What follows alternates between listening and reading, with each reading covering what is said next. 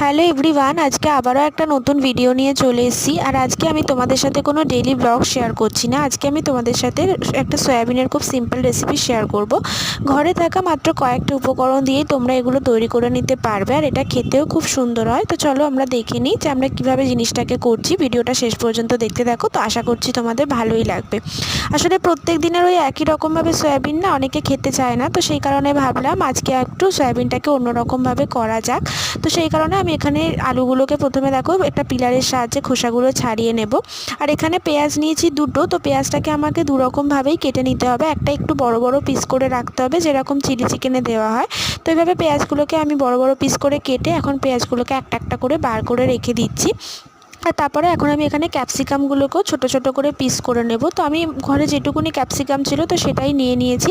তো যদি তোমাদের সয়াবিনের পরিমাণটা একটু বেশিই থাকে তোমরা আরও একটা দুটো ক্যাপসিকাম অ্যাড করে দিতে পারো। আর এখানে যে আলুগুলো আমি তখন খোসা ছাড়িয়ে রেখেছিলাম, তো সেই আলুগুলোকেই আমি ছুরি দিয়ে ছোট্ট ছোট্ট পিস করে নেব। তোমরা চাইলে আলুগুলো একটু বড় বড় পিস করেও রাখতে পারো, তবে আমি খুব একটা বড় পিস করে রাখিনি। আর একটা পেঁয়াজ আমি একদম ছোট্ট ছোট্ট করে পিস এখানে কুচি কুচি করে কেটে নিয়েছি।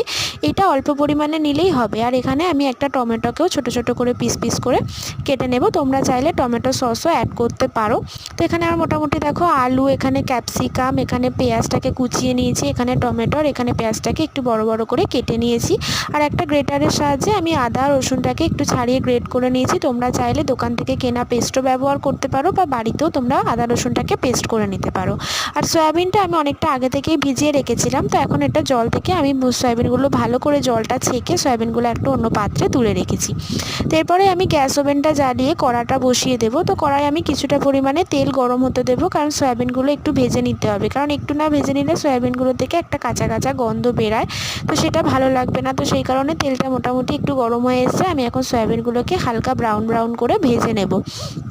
তো কিছু সয়াবিনগুলো দেওয়ার পরে কিছুক্ষণ নাড়াচাড়া করে নিয়েছি। তারপরে আমি এখানে অল্প পরিমাণে নুন আর হলুদও অ্যাড করেছিলাম। তোমরা চাইলে নাও করতে পারো, সয়াবিনগুলো এমনি ভেজে নিলেও হবে, তবে নুন আর হলুদটা অ্যাড করে দিলে ভালো হয়। তো তারপরে মোটামুটি একটু আমার কালারটা চেঞ্জ হওয়ার পরে আমি এটা তুলে নিয়েছি। তুলে নেওয়ার পরে আমি আবার কড়ার মধ্যে আবার একটুখানি তেল দিয়ে দিয়েছি অল্প পরিমাণে। তো তেলটা আবারও একটু গরম হলে এখানে আমি গোটা গরম মশলা দেবো। তার মধ্যে এখানে ছিল হচ্ছে দারচিনি, এখানে ছিল ছোটো এলাচ আর দু তিনটে মতো লবঙ্গ আমি দিয়ে দিয়েছিলাম। আর এখানে দিয়ে দেবো আমি দুটো তেজপাতা। তোমরা চাইলে এখানে তেজপাতার সাথে শুকনো লঙ্কাও দিতে পারো, তবে ঝালটা যারা খেতে পছন্দ করো না তারা শুকনো লঙ্কাটা না দেওয়াই ভালো। তারপরে যে কুচানো পেঁয়াজগুলো ছিল সেগুলো আমি এখানে দিয়ে দেবো। তো সমস্ত কিছু পেঁয়াজগুলো একটু হালকা করে ভেজে ভেজে নেব, একটু ব্রাউন ব্রাউন কালার হলে তারপরে আমি এখানে এই যে আদা রসুনটা গ্রেট করে রেখেছিলাম ওটাও আমি তেলের মধ্যে দিয়ে এখন সবটাকে ভালো করে একটু আমি ভেজে ভেজে নেব।